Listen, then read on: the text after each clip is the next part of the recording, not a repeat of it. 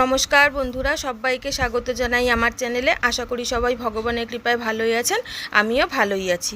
আজকে রবিবার, তাই স্পেশাল একটা মুরগির মাংস রান্না করছি, কাঁচা লঙ্কা মুরগি। তাই প্রথমে কড়াইতে সর্ষের তেল বেশ খানিকটা দিয়ে গরম করে তার মধ্যে 4টে বড় সাইজের পেঁয়াজ একদম কুচি কুচি করে রেখেছিলাম, সেটাকে দিয়ে দিলাম। দিয়ে খুব ভালো করে বেশ লাল লাল মতন করে ভেজে নেব। ভাজা ভাজা হয়ে এলে এবার 2 চামচ মতন আদা রসুনের পেস্ট করে রেখেছিলাম সেটা দিয়ে দেব। দিয়ে আবার ভালো করে নাড়াচাড়া করে রেখে এবার মুরগির মাংসে ভালো করে পরিষ্কার করে পাতিলেবু দিয়ে রেখেছিলাম সেই মাংসটা এবার দিয়ে দেব। দিয়ে এবার আমি কিন্তু পুরো হাই ফ্লেমে রান্নাটা করছি। এবার দিয়ে দিলাম 1 চামচ জিরে গুঁড়ো আর 1.5 চামচ মতন ধনে গুঁড়ো দিয়ে আবার ভালো করে কষিয়ে নেব। নিয়ে এবার দিয়ে দেবো ফ্যাটানো টক দই, প্রায় 150 গ্রাম মতন আমি টক দই ব্যবহার করেছি। আর অল্প একটু চিনি দিলাম আর পরিমাণ মতন নুন দিয়ে দিলাম। দিয়ে খুব ভালো করে আবার কষিয়ে নিচ্ছি।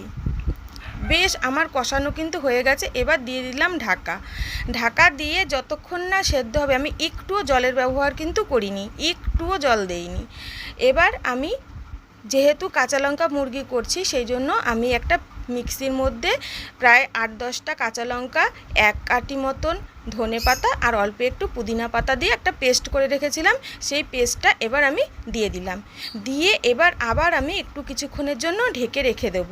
এখানে কিন্তু আমার মাংস প্রায় 90%-এর ওপরে সেদ্ধ হয়ে গেছে। আর অল্প একটুর জন্যই আমি কিন্তু এবার ঢাকা দিয়ে রাখলাম। এবার কয়েকটা গোলমরিচ আর একটু গোটা গরম মশলা আমি শিলে বেটে নিয়ে এবার এটাকে দিয়ে দেব। রবিবার দুপুরে গরম গরম ভাতের সাথে দারুণ এই কাঁচা লঙ্কা মুরগি একবার করা যেতেই পারে।